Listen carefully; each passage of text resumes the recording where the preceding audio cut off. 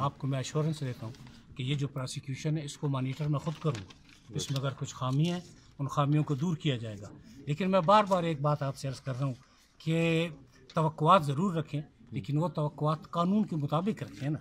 مطلب خوابوں کی تعبیر میں نہیں دے سکتا، قانون کے مطابق ہر کام جو پاسبل ہوا میں کروں گا، اور کسی کو کبھی یہ شکایت نہیں ہوگی.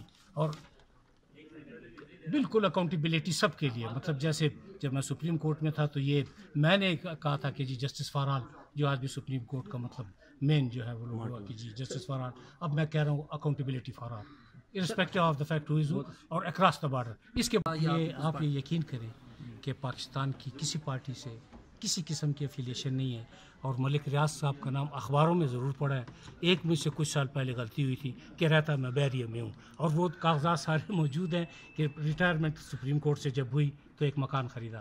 آپ یقین کریں کہ جہاں تک آنیسٹی یا انٹیگریٹی کا سوال ہے، سارے پاکستان میں اگر کوئی شخص یہ کہہ دے کہ میرے کوئی انگلی بھی اٹھا دے تو میں اس سیٹ سے بھی اور چیئرمین نیب سے بھی آج میں سیدھا گھر چلا جاؤں گا، میں کہیں نہیں جاتا. لیکن میں بڑے انکسار سے اور اللہ تعالیٰ کے فضل و کرم سے یہ کہہ رہا ہوں کہ ساری زندگی ایسا ایلیگیشن میں لگا